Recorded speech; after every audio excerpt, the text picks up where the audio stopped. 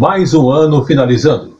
E nesse momento, o Tele Brasil Notícias apresenta a retrospectiva de todas as matérias aqui apresentadas, é lógico que selecionadas mês a mês e cada tema diferenciado para você. Vamos começar o nosso primeiro bloco. Retrospectiva 2020.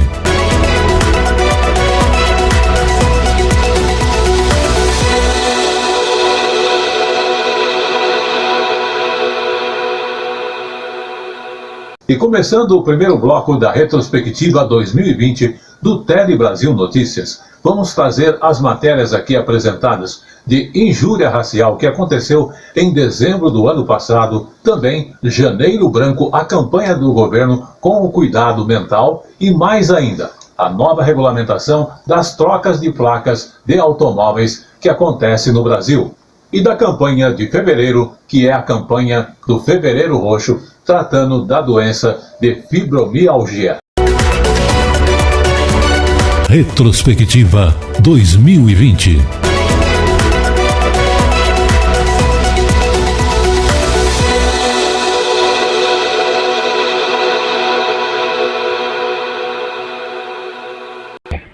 E injúria racial no ano passado. Veja nesta reportagem um dos acontecimentos. Luiz é taxista e foi vítima de um ataque racista por parte de uma mulher. A senhora está precisando de um táxi?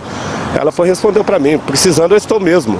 Só que eu não ando com negro, eu não gosto de negro. Foi onde eu falei para ela, você não pode falar isso não, isso é crime, isso é racismo. Aí ela foi e repetiu para mim, mas e daí?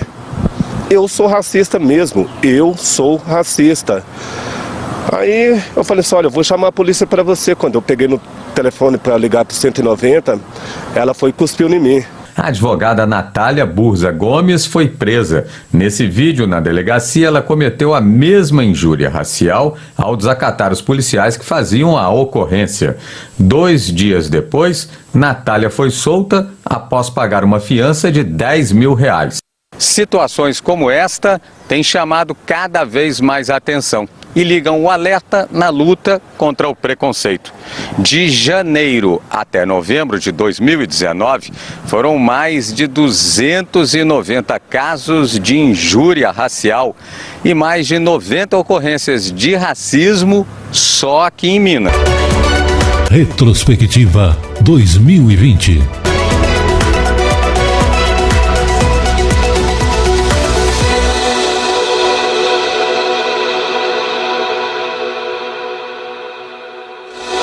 Muita gente tem problemas de saúde mental.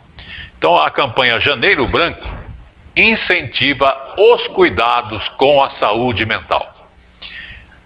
É uma época, início de anos, né? É uma época que a pessoa começa a fazer seus planos e muitas vezes, presta atenção no que eu vou falar, ela tem que lidar com frustrações, né? Aquela coisa que não aconteceu, né? De metas não cumpridas. Isso pode acontecer. Por isso, esse mês foi o escolhido para que justamente esta campanha de saúde mental aconteça.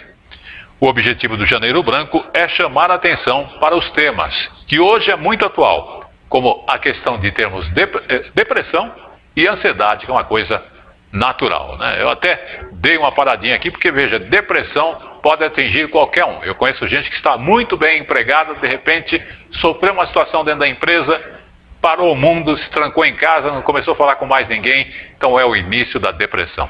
Corra ao médico. Mas vamos acompanhar as informações. Tem mais ou menos 7 anos que Caroline começou a ficar muito agitada e nervosa toda vez que lidava com a sensação de perda. E depois de muita resistência, ela procurou ajuda. Eu sabia que eu tinha problemas para tratar, que eu tinha questões para tratar, mas ainda tinha um certo receio.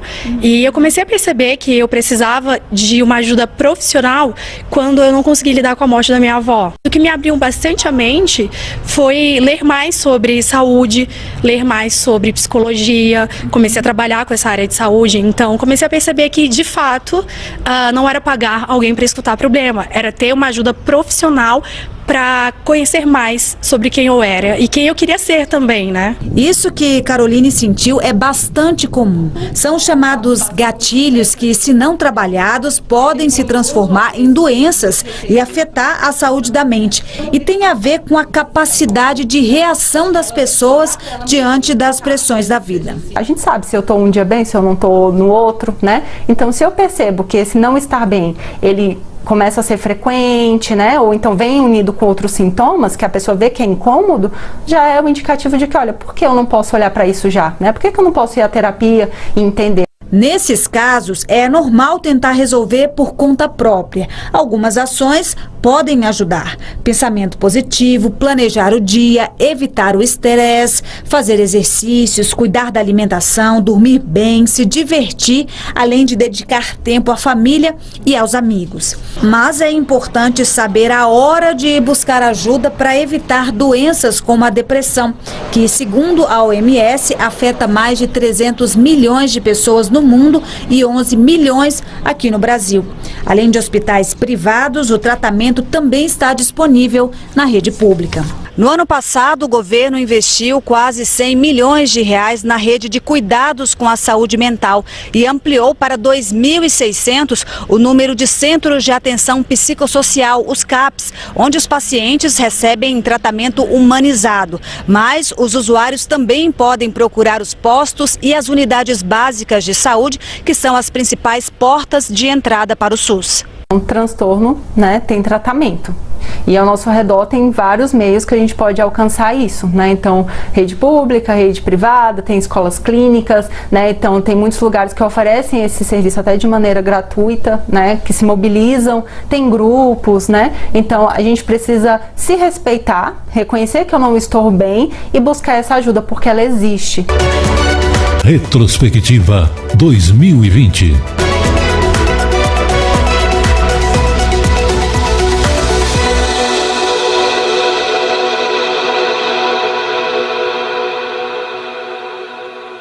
Desde que a adoção de um modelo comum de placas do Mercosul foi anunciado em 2014, a medida acabou adiada por 6 vezes.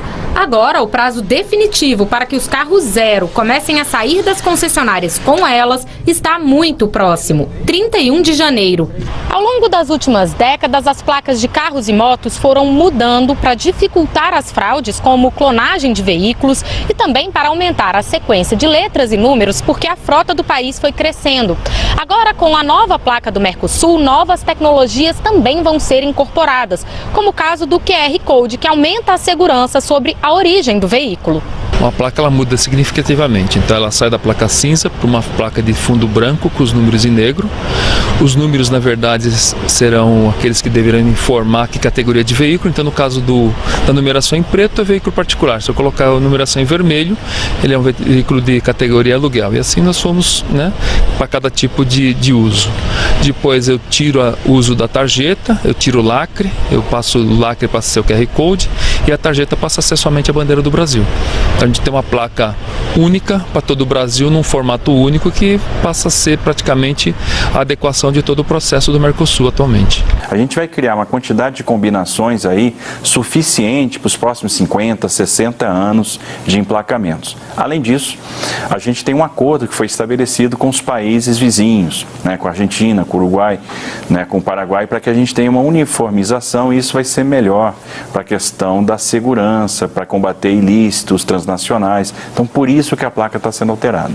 Atualmente, 10 estados já adotaram o novo modelo de placa, mas os donos dos veículos não precisam trocar as atuais. As novas placas de identificação veicular serão obrigatórias nos carros novos e vão substituir as atuais quando houver necessidade natural de troca, em caso de perda, por exemplo. Retrospectiva 2020.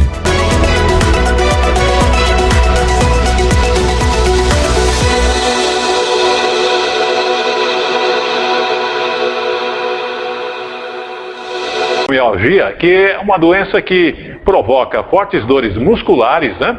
E também pode causar até mesmo a depressão. Vamos acompanhar então a campanha do Fevereiro Roxo. Ana Fabiola adequou o tratamento de fibromialgia à sua rotina e continua trabalhando. A doença foi diagnosticada depois de 10 anos sentindo dores que começaram nos pés. Eu sentia muitas dores para caminhar, para subir e descer escada. E aí eu comecei em ortopedistas, fisiatras e ninguém descobriu o que tinha. E por último, depois de 9, 10 médicos, eles me encaminharam para um reumatologista. E aí, no final das contas, eles diagnosticaram como fibromialgia. Ela tem um filho de 4 anos, o Kevin. A dor que sente é muito forte e limita as escolhas dela. Num dia chuvoso, você vira para uma criança de 20 quilos e fala para ela: oi, filho, eu não vou conseguir te carregar no colo hoje por 300 metros do estacionamento até a porta da sua sala. Porque é difícil, para o corpo é pesado. A fibromialgia é uma condição que se caracteriza por dor muscular generalizada e crônica. Ela é acompanhada de sintomas como sono não reparador e cansaço. Também pode haver distúrbios do humor, como ansiedade e depressão, além de problemas de concentração e de memória. Na fibromialgia, a dor não vem de uma alteração física, é o sentimento de dor que é aumentado em todo o corpo. Os médicos já entenderam como a doença funciona, mas a causa dela ainda não foi determinada. Alguns pacientes desenvolvem a fibromialgia depois de uma dor localizada maltratada ou uma doença grave ou trauma físico. O tratamento inclui medicamentos para diminuir as dores, relaxantes musculares, além de sono e atividade física regulares. Então o paciente precisa olhar para esses 3 pilares: atividade física regular, um sono que seja adequado e o uso correto das medicações. Se eu faço 1 ou 2 desses pilares, o tratamento pode não ter o melhor desfecho. Retrospectiva 2020.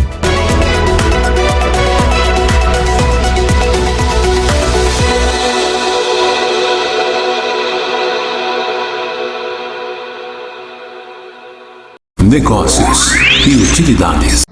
O Palhão há mais de 56 anos de tradição para você, oferecendo o que há de melhor em artesanato, desde matéria-prima a produtos naturais.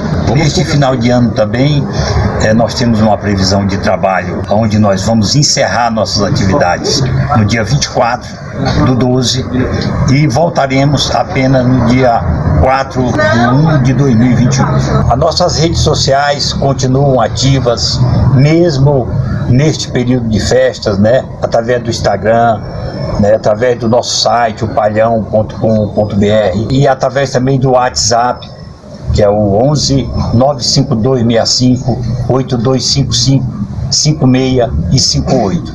Estamos atendendo a todos aqueles que nos procuraram. Nossos agradecimentos aos nossos colaboradores, que é a Chayane, que é a Carol, que é o Wallace, e também aos nossos clientes, que nos deram a preferência de nos escolher, de nos dar a oportunidade para que a gente pudesse colocar os nossos produtos em sua mesa. Feliz Ano Novo. O Palhão, Rua Oiapoque, 89 no Brás, em São Paulo. Negócios e utilidades. Em nosso segundo bloco, estaremos apresentando a retrospectiva sobre a limpeza do lar e a utilização de produtos para esta limpeza neste período de pandemia. Também estaremos mostrando 3 professores que fizeram um diferencial diante da pandemia para instruir seus alunos. Além disso, estaremos mostrando as águas do Rio São Francisco que voltam a jorrar no Ceará, com a presença do presidente Jair Bolsonaro. Além disso, finalmente, hábitos alimentares. Retrospectiva 2020.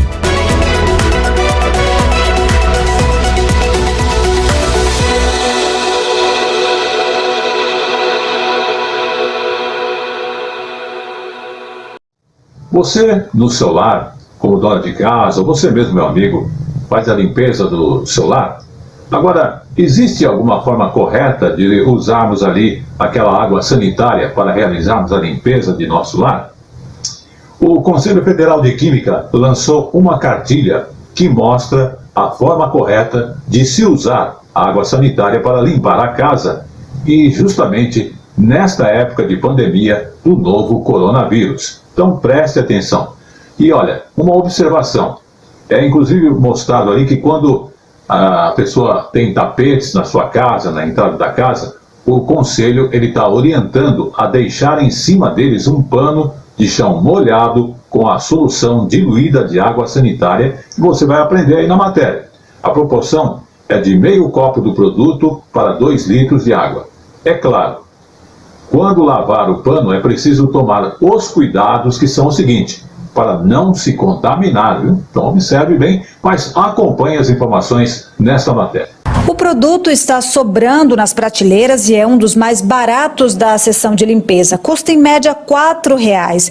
Mas para eliminar o coronavírus de verdade, tem que saber usar a água sanitária.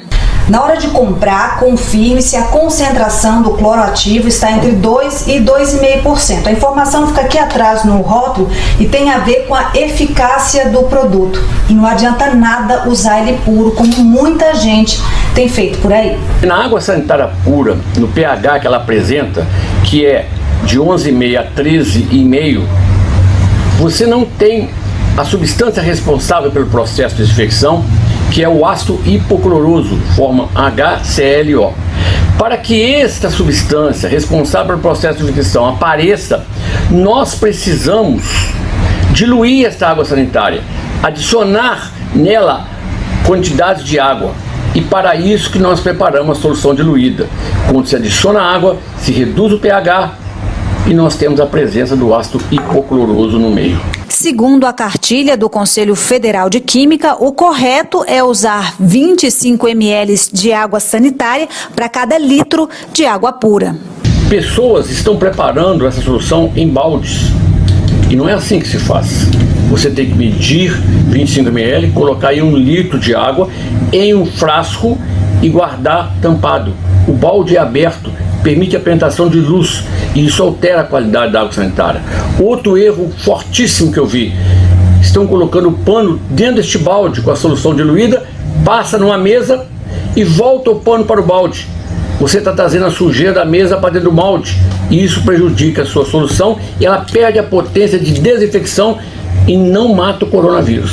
A solução pode ser usada em quase tudo, só evite passar na tela do celular. E se for limpar piso, sola de sapato ou banheiro, adicione 50 ml de água sanitária na mistura. Seguindo essas recomendações, o coronavírus é eliminado em até 20 segundos. Dessa forma, você não permite o coronavírus entre na sua residência. Retrospectiva 2020.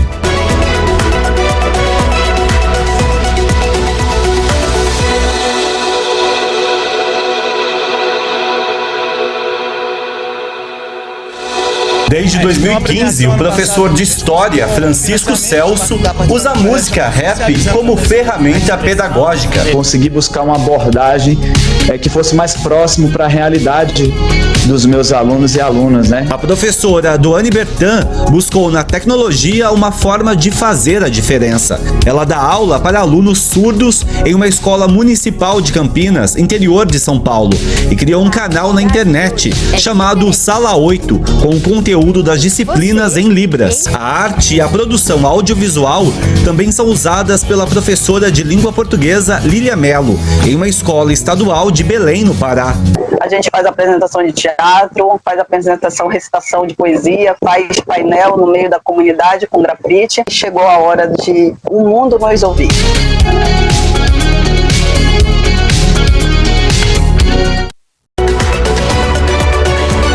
Retrospectiva 2020.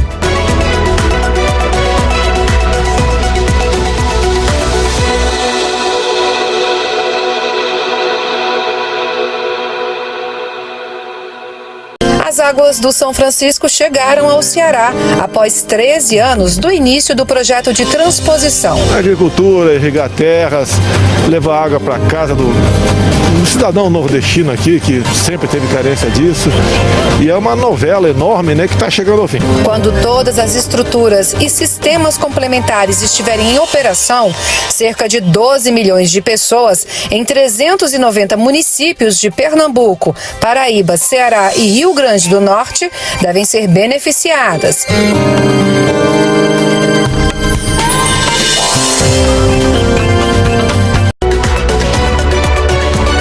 Retrospectiva 2020.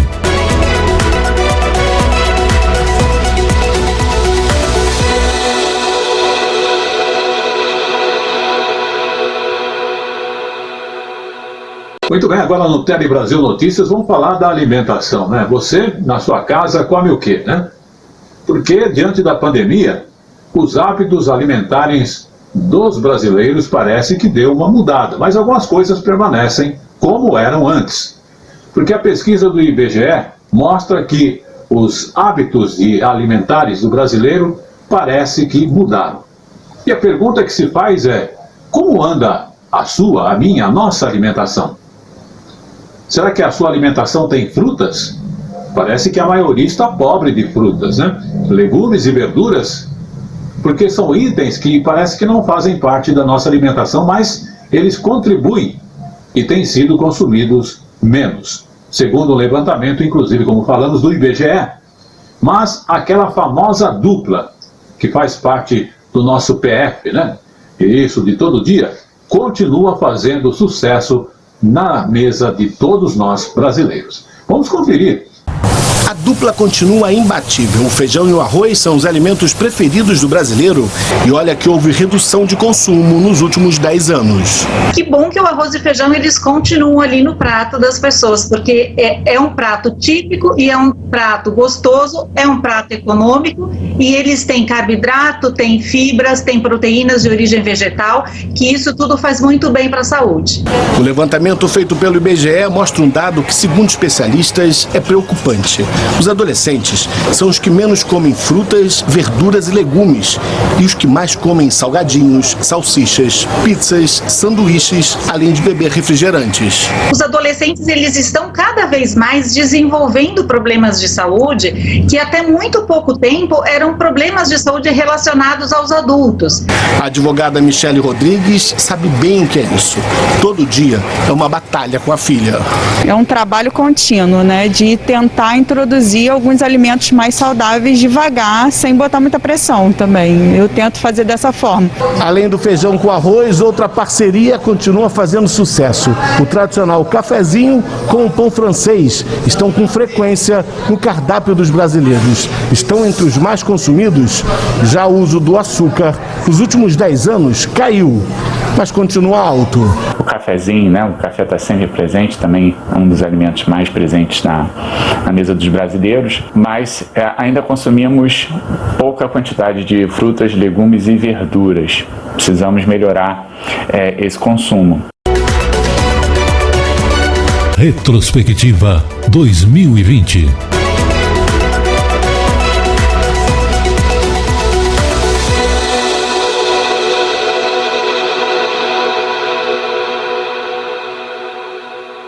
Negócios e utilidades. O Palhão há mais de 56 anos de tradição para você, oferecendo o que há de melhor em artesanato, desde matéria-prima a produtos naturais. Neste final de ano também, nós temos uma previsão de trabalho, onde nós vamos encerrar nossas atividades no dia 24/12 e voltaremos apenas no dia 4/1/2021. As nossas redes sociais continuam ativas, mesmo neste período de festas, né? Através do Instagram, né? Através do nosso site, o palhão.com.br, e através também do WhatsApp, que é o 11 95265 8255 56 e 58. Estamos atendendo a todos aqueles que nos procuraram. Nossos agradecimentos aos nossos colaboradores, que é a Chayane, que é a Carol, que é o Wallace, né? E também aos nossos clientes, né? Que nos deram a preferência de nos escolher, de nos dar a oportunidade para que a gente pudesse colocar os nossos produtos em sua mesa. Feliz Ano Novo. O Palhão, Rua Oiapoque, 89 no Brás, em São Paulo. Negócios e utilidades. Em nosso terceiro bloco da retrospectiva, estaremos mostrando o Nordeste e a atitude para com a pandemia, com o trabalho, inclusive de produção, daquelas redes que você costuma descansar em sua casa. Também estaremos mostrando que foi aprovada a lei de maus tratos aos animais.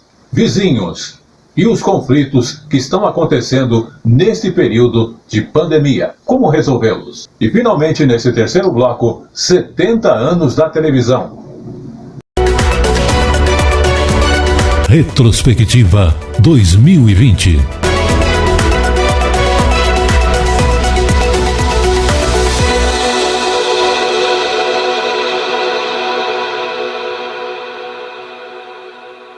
Agora vamos cumprimentar todos aí da região do Nordeste, o pessoal lá do Ceará também, né? Fortaleza, Pernambuco. Por quê? Vamos falar das indústrias cearense, que, aliás, estão tentando de todas as formas driblar a pandemia e, inclusive, estão voltando a exportar em função disso. As tradicionais redes produzidas no Ceará, aquela rede que você usa para descansar, né? Faz sucesso aqui no Brasil e também no exterior, por isso que estão exportando. França, Alemanha são um dos principais importadores. E justamente com a pandemia, aquela preocupação, né? As vendas acabam caindo, e caíram realmente. Mas a expectativa dos produtores é recuperar o prejuízo nesse segundo semestre. Mas vamos ter maiores detalhes na reportagem da TV Ceará. Observe. As máquinas a todo vapor produzem cerca de 5.000 redes todos os meses. Claro, como a maioria dos setores da indústria, esse também foi afetado pela pandemia. Imagina só, se 90% das redes são exportadas e o isolamento social fechou as fronteiras de vários países, você já viu, né? Muita demanda ficou acumulada. A retração foi de 21% no primeiro semestre. As cidades referência na produção de redes, como Eusébio e Jaguaruana, juntas exportaram o equivalente a quase $300 mil só no primeiro semestre de 2020. É quase metade do que foi vendido no mesmo período do ano passado. Surpreendentemente, o lado bom dessa história é que os pedidos que estavam colocados no primeiro semestre, esses pedidos eles não foram cancelados, eles foram mantidos. A França e a Alemanha são os países que mais compram o produto, que é um item quase indispensável para nós cearenses.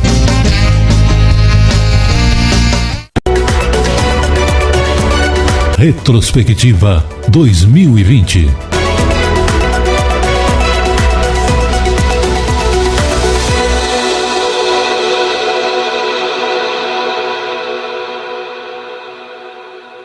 O nosso segundo assunto do Tele Brasil Notícias de hoje tem a ver com o Congresso que aprovou o projeto que aumenta a pena para quem maltratar cães e gatos. Exatamente. O Congresso aprovou o projeto que vem justamente criar esse mecanismo em que a pessoa é penalizada muito mais do que o tradicional. Sim, maltratou cães e gatos, agora a lei vai começar a cobrar da pessoa. Para começar a valer, essa novidade simplesmente depende da sanção do presidente Jair Bolsonaro. Vamos observar. O projeto já tinha passado pela Câmara dos Deputados e ontem foi aprovado também em sessão remota no Senado Federal. Ele prevê o aumento da pena para quem maltratar, mutilar ou ferir cães e gatos. A pena passa a ser de 2 a 5 anos de reclusão, multa e proibição da guarda do animal. Atualmente, a pena é de 3 meses a 1 ano e multa. De acordo com o relator da matéria no Senado, Fabiano Contarato, somente no estado de São Paulo, de janeiro a julho desse ano, os casos de abusos contra animais subiram mais de 80%. Retrospectiva 2020.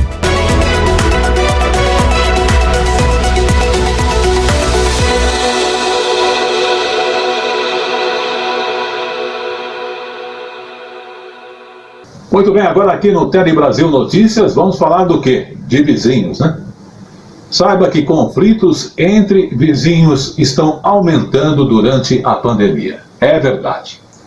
A pandemia, inclusive, tem deixado ânimos exaltados e tudo isso tem levado os conflitos entre vizinhos que estão aumentando constantemente. Vamos aqui apresentar o caso de Minas Gerais, onde o crescimento foi nada menos do que 25%. Veja por que, nessa reportagem da Rede Minas, isso está acontecendo. Nas redes sociais, os conflitos de vizinhos viraram motivo de piadas, mas nem todos levam com humor. Angelita está distante do vizinho de cima por diferenças sonoras. Me parece que ele nunca morou em apartamento. Ele mudou para cá agora, morava em casa.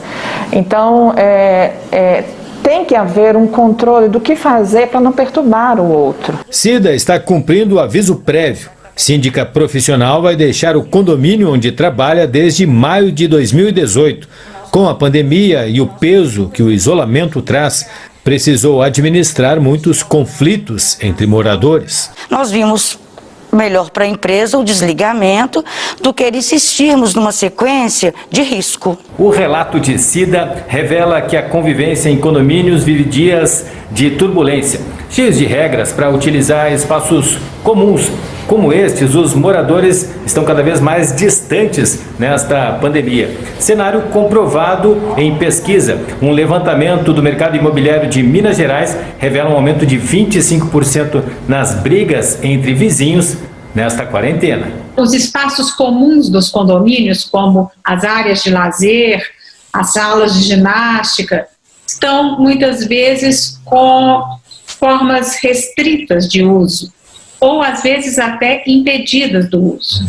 Isso acaba trazendo mais e mais estresse para o usuário, para o morador. Então, ele acaba jogando todo esse estresse dentro do que está mais próximo. Retrospectiva 2020.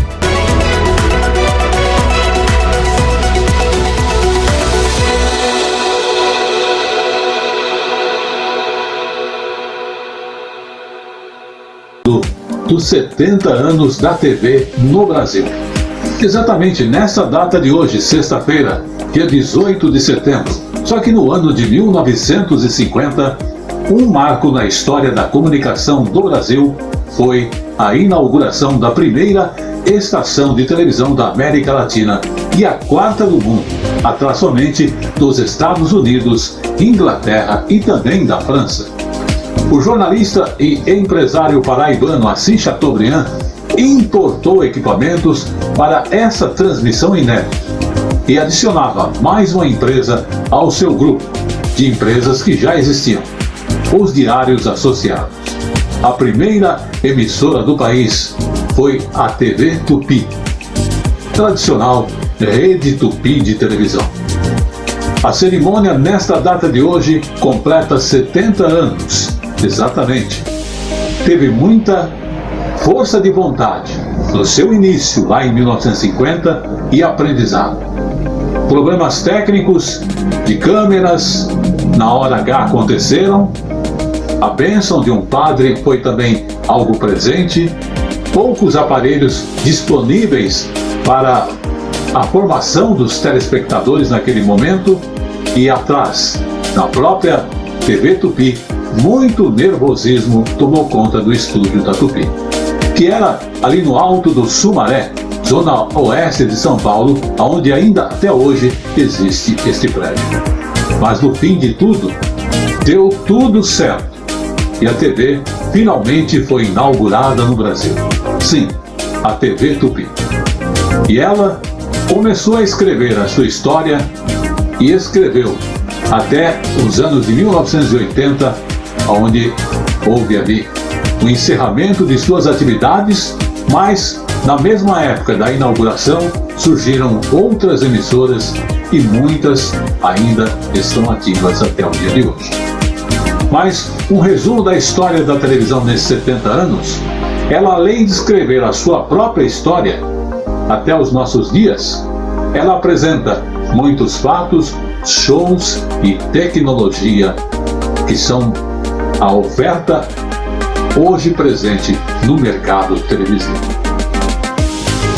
O Tele Brasil Notícias, através de sua TV de transmissão, veio tornar público o parabéns a esses 70 anos da televisão.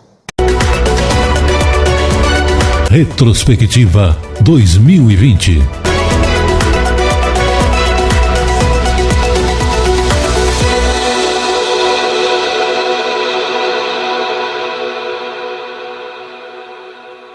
Negócios e utilidades.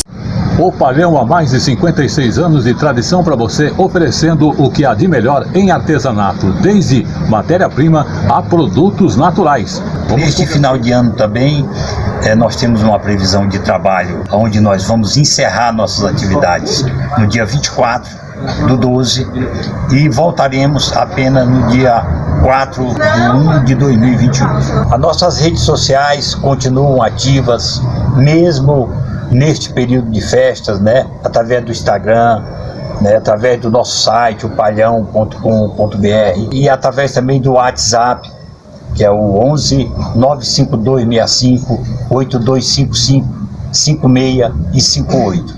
Estamos atendendo a todos aqueles que nos procuraram. Nossos agradecimentos aos nossos colaboradores, que é a Chayane, que é a Carol, que é o Wallace, e também aos nossos clientes, que nos deram a preferência de nos escolher, de nos dar a oportunidade para que a gente pudesse colocar os nossos produtos em sua mesa. Feliz Ano Novo. O Palhão, Rua Oiapoque, 89 no Brás, em São Paulo. Negócios e utilidades.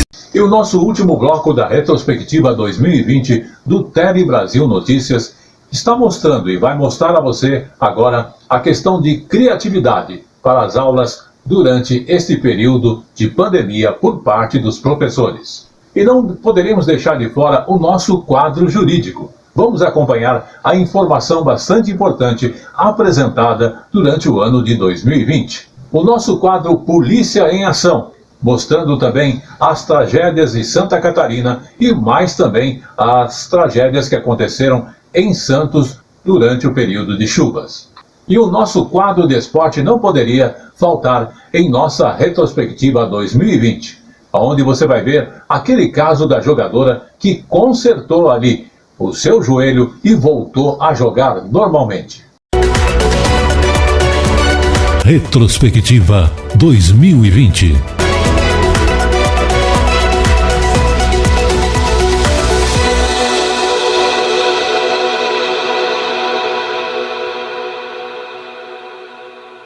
Família usa criatividade para ajudar o filho nas aulas online.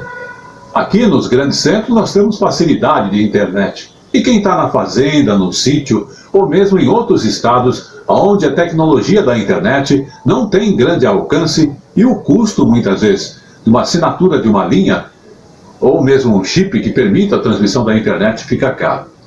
E justamente em várias cidades e escolas que continuam fechadas, os estudantes acompanham as aulas de sua casa. Mas de que forma? Muita gente ainda busca soluções para a falta de internet na sua região, como falamos. Mas com criatividade, veja o que uma família fez. Uma família de agricultores que superou esse obstáculo. Essa é a história do Alan Somavila. Justamente, ele tem 11 anos. Ele é da cidade de Estrela Velha, município da região central do estado gaúcho. E a reportagem, inclusive, vem da TVE do Rio Grande do Sul, mostrando o que esta família fez para que o filho não perdesse a oportunidade de estudar e nem o seu ano escolar. Vamos acompanhar. Quando eu crescer, eu quero ser advogado para ajudar as pessoas e ajudar as pessoas que são acusadas injustamente. O Alan tem grandes sonhos pela frente e sabe que para chegar lá precisa estudar. Olha só a solução encontrada para ele não perder nenhuma aula online. Seus pais construíram uma barraca na lavoura de soja, no interior de Estrela Velha, onde o sinal de internet é melhor. Nós compramos o telefone para ter acesso à internet, mas como o sinal lá em casa não pegava bem, eu tive a ideia de fazer a barraca aqui perto da lavoura. O Alan cursa o 6º ano nesta escola da rede estadual no distrito de Itaúba. Segundo a diretora, os alunos têm recebido material impresso, mas precisam da internet para acompanhar explicações dos professores. Temos alunos que precisam pedir sinal de internet emprestado a vizinhos, subir em morros, subir em árvores para que possam ter sinal. Apesar das dificuldades, o apoio da família e a criatividade são estímulos para manter os estudos. Quando tá chovendo ou tá frio, dá uma preguiça, mas eu faço esforço de vir aqui para estudar.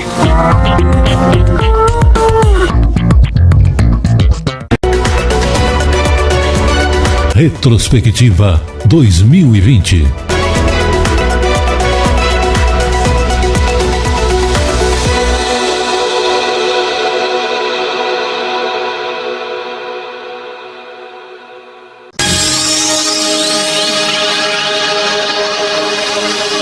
No momento jurídico de hoje, vamos falar da notificação prévia, que é obrigatória para que haja a validade de uma ação de despejo imotivada.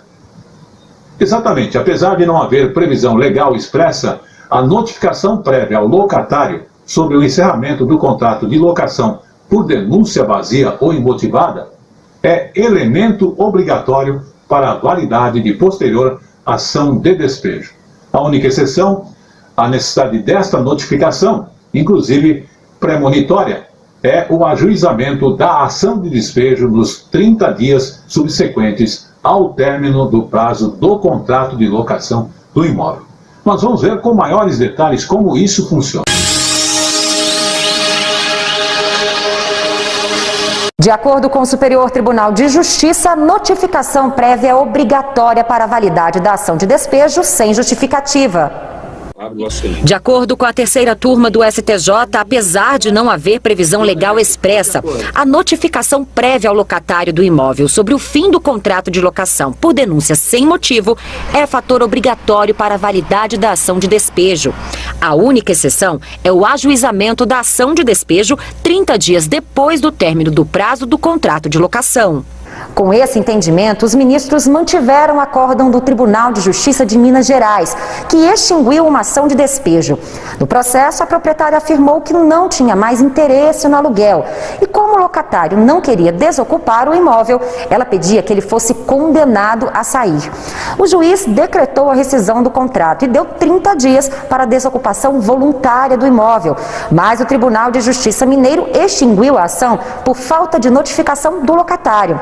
Em recurso ao STJ, a locadora alegou que a notificação prévia seria substituída pela citação do réu na ação judicial. A relatora, ministra Nancy Andrighi, explicou que a jurisprudência do STJ sobre essa questão já aponta, ainda que de forma indireta, para o caráter indispensável da notificação premonitória ao locatário.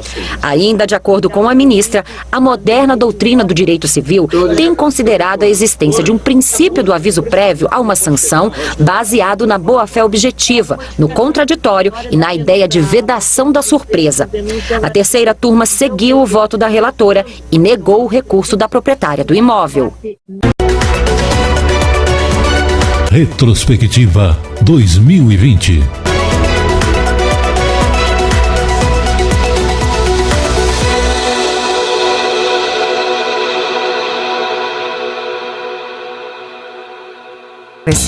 Segundo a Defesa Civil do Estado, pelo menos 49 municípios foram atingidos.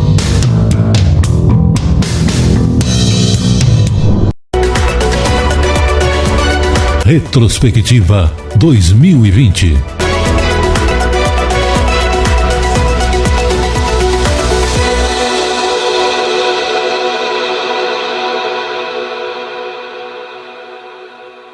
Brasil Notícias. A nossa segunda manchete de hoje tem a ver aí com um total de 29 mortos em decorrência das chuvas na Baixada Santista.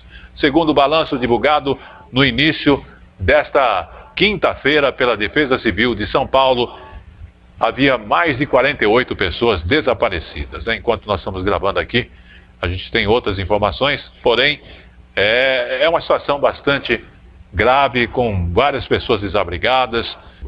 Mas acompanhe as informações com mais detalhes na matéria que iremos colocar na sequência. Foi uma noite de pânico e de resgates dramáticos na Baixada Santista. 2 bombeiros que procuravam vítimas entre os escombros de um deslizamento no Guarujá morreram. Eles foram atingidos por um segundo desmoronamento de terras. É lá que se concentra o maior número de mortos. O prefeito decretou estado de emergência. Ainda há desaparecidos e cerca de 200 pessoas ficaram desabrigadas. Bombeiros e a comunidade atuaram nas buscas. Em Santos, no meio da lama, os moradores tentaram tirar do caminho das casas o que descia pela encosta. Desabou tudo aqui no morro, perto da minha casa. A gente não consegue descer não. Tem um cara lá dentro e a gente não conseguiu tirar ele não. Minha casa está enchendo de barro. Para descer agora não dá para descer e nem subir. As pessoas ficaram encurraladas em vários pontos da Baixada Santista. A situação foi pior nos morros. Em Santos, 2 moças voltavam para casa quando depararam com o barranco. A gente está subindo o Morro São Bento agora, onde fica a minha casa. E ali, ó, acabou de cair um barranco. A gente não vai conseguir passar aqui, não passa nenhum ônibus, carro nem nada, tipo, é impossível. Meu, que situação, sério, olha isso. Nesta casa, em Santos, os moradores retiravam a água que entrou na residência. Os eletrodomésticos já são suspensos e há pequenas muretas entre os cômodos, mas não foi suficiente para barrar a água. Neste outro vídeo, uma idosa foi vista no meio do alagamento. Olha a senhorinha, olha a senhorinha. Os morros da cidade estão em estado de atenção para deslizamentos. Este ônibus foi tomado pela enxurrada. Os passageiros tiveram que subir nos bancos. A prefeitura decretou estado de emergência. Esta universidade também foi invadida pela água da chuva. As aulas foram suspensas em grande parte das universidades e escolas públicas da região. E o Hospital Irmã Dulce, em Praia Grande, teve água infiltrada pelo teto. A cidade de São Vicente está em estado de calamidade pública. Também houve deslizamentos e a prefeitura recolhe doações para os desabrigados. O tráfego de carros foi interrompido em avenidas e estradas da Baixada Santista. Hoje, o governador João Dória sobrevoou os morros onde houve deslizamentos e desmoronamentos. Polícia em ação.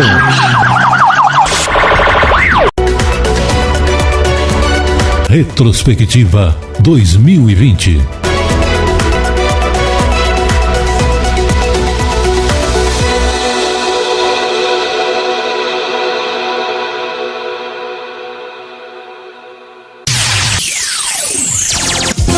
Brasil no Esporte. Está começando a partir de agora, aqui na TV Sinec e no Tele Brasil Notícias. Tele Brasil Notícias no Esporte, no ar aí para você, com algumas notícias que não falam diretamente dos campeonatos, mas falam dos acontecimentos no futebol internacional e também nacional. Começamos aí no esporte com um atleta que deslocou o joelho e consertou o joelho com tapas e foi jogar até o final da partida. Isso mesmo, acredite se quiser. Uma jogadora de futebol chocou pela forma como reagiu ao ter aí um dos joelhos deslocados numa partida da Liga Feminina da Escócia. E as imagens que você está vendo aí enquanto eu estou falando, fortes, viralizaram inclusive na internet. Depois de uma dividida, a capitã do Saint-Maurienne e Jenny O'Toole caiu e se machucou. E veja só, sem esconder a dor, no entanto, ela demonstrou frieza diante da lesão que havia sofrido. Ela consertou o joelho dando tapas, isso mesmo, pegou ali o joelho, ó, pá, pá, pá. E olha só, e socos na perna, e inclusive voltou ao lugar ali, o problema que ela teve no joelho, e voltou a jogar até o final da partida. Confira esse acontecimento.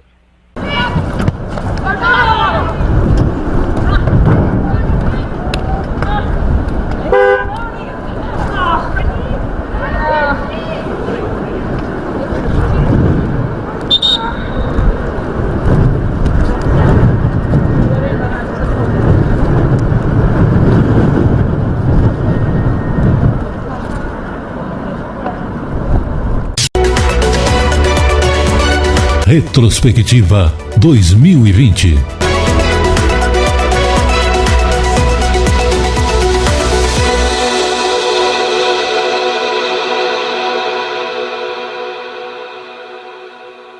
negócios e utilidades.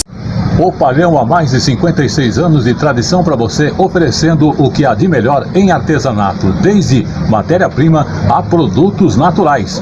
Neste final de ano também, nós temos uma previsão de trabalho, onde nós vamos encerrar nossas atividades no dia 24/12 e voltaremos apenas no dia 4/1/2021. As nossas redes sociais continuam ativas, mesmo neste período de festas, né? Através do Instagram, né? Através do nosso site, o palhão.com.br, e através também do WhatsApp, que é o 11 95265 8255 56 e 58. Estamos atendendo a todos aqueles que nos procuraram. Nossos agradecimentos aos nossos colaboradores, que é a Chayane, que é a Carol, que é o Wallace, né? E também a nossos clientes, né? Que nos deram a preferência de nos escolher, de nos dar a oportunidade para que a gente pudesse colocar os nossos produtos em sua mesa. Feliz Ano Novo. O Palhão, Rua Oiapoque, 89 no Brás, em São Paulo. Negócios e utilidades. Essas foram algumas das matérias que selecionamos para você, apresentando a nossa retrospectiva de 2020 do Tele Brasil Notícias. Você viu que tem imagens que nós estávamos em outra emissora. A partir do momento que começamos a produzir, dentro da nossa produção, o nosso próprio telejornal. Mas, acima de tudo, só podemos desejar a você um feliz 2021 e continue assistindo o Tele Brasil Notícias todas as terças e também às sextas-feiras, onde apresentamos o nosso telejornal. Feliz 2021! Retrospectiva 2020.